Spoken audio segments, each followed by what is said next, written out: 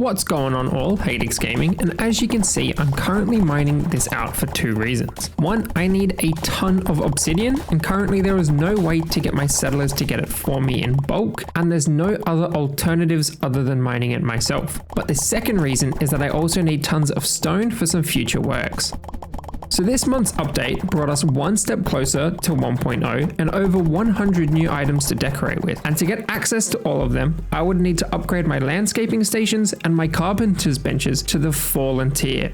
With the landscaping station upgraded, I can now see tons of new things I can use to decorate.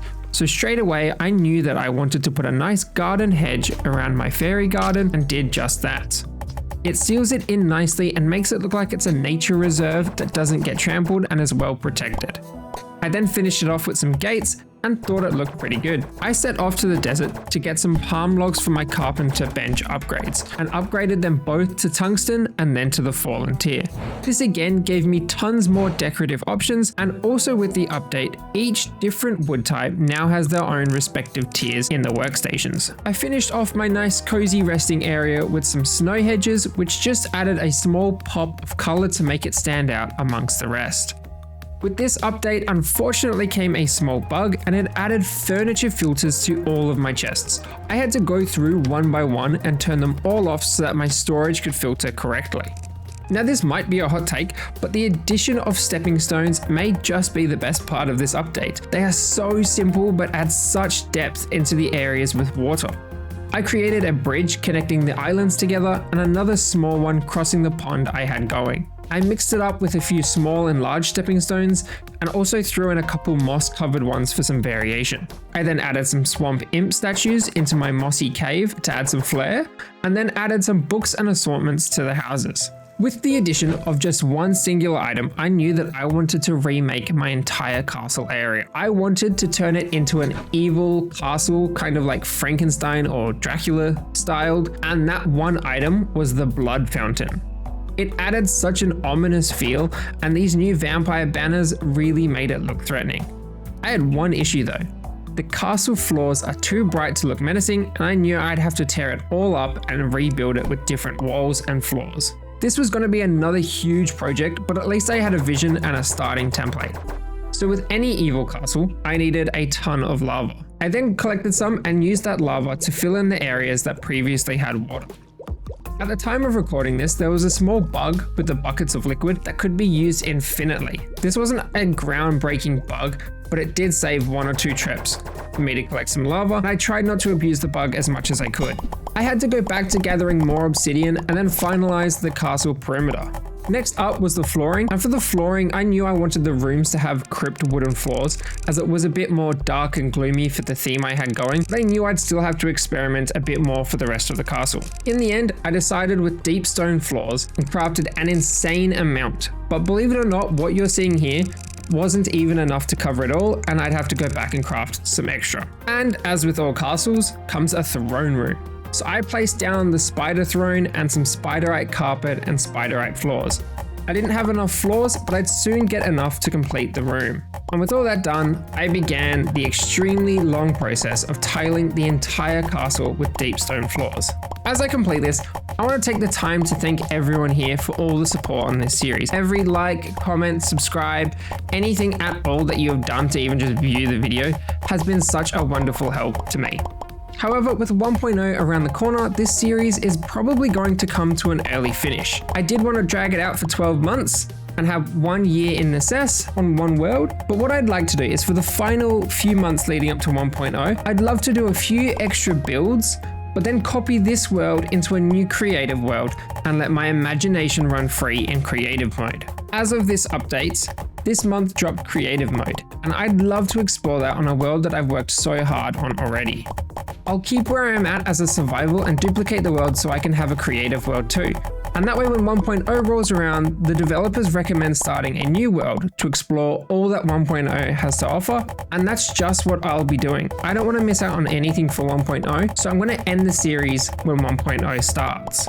And of course with 1.0 will probably come a few new series, a new let's play of sorts, and because it's 1.0, I'd love to get back into making more guides for Necesse. It's a bit tricky at the moment as with each update comes some major changes. And of course, making an update video early just for the next month to have a change was a bit difficult. Alrighty, and with the floors finished, it was now time to figure out what accent pathing I would like. So I experimented with it a few, but ultimately settled for the dryad pathing. It just gave it a nice little highlight with a nice colored trim. The only issue is I had next to no dryad wood, so I set off to the deep plains biome and began hacking down every tree in sight. Nothing crazy exciting there, but it had to be done. With more floors obtained, I began to accent the castle. I also wanted crypt wood, so I set off to a tier 5 graveyard incursion. And within it, I chopped down every single tree I could find and mined down all the walls and dug up all the floors that I could. Once I was satisfied with my looting, I sought out the bat boss. This was tougher than I thought, and I went into this fight completely recklessly. No potions, no food buffs, no banner flags on a tier 5 incursion. I was also playing recklessly until I realized I was getting thrown about by these bats. I lost my lifeline early and was at best one shot away from death. I had to kite the boss around and dodge and weave to the best of my ability. But in the end, the bats were no match for me and this amazing bow build. I went back to decorating my castle and swapped out the iron fences for crypt fences and then began working on some extra rooms. Taking a break from my castle, I still needed to finish my Autumn Plains biome area.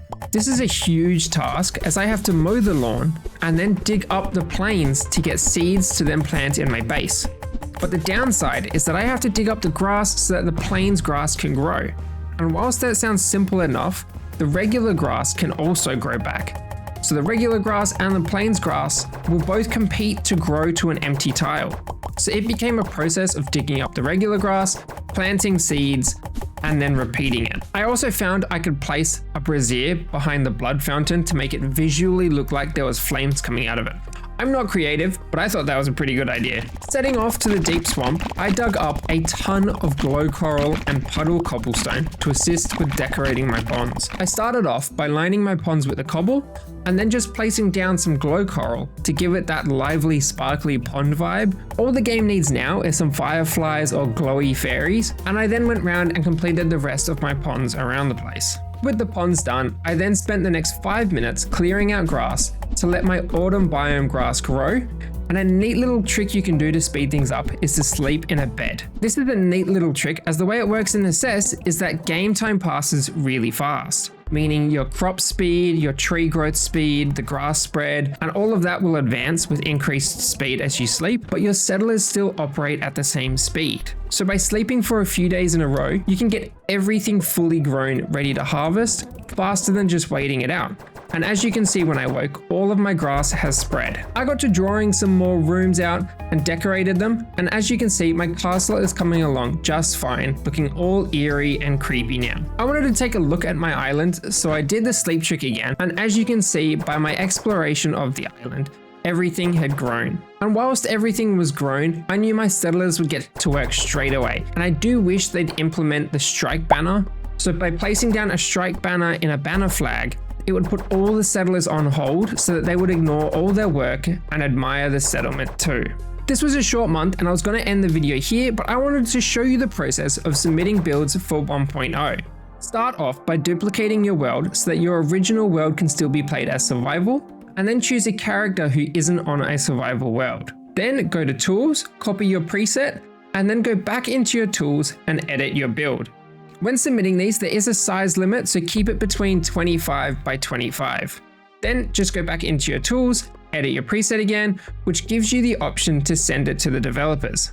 Just fill out a title, your preset details, and be sure to include specifics that may not be shown in the screenshot. Things like any mob placements, items in storage areas, and so on. Choose to include your name in it if you would like, and tick the box that says you agree to the developers to copy, modify, or use the preset in-game or elsewhere.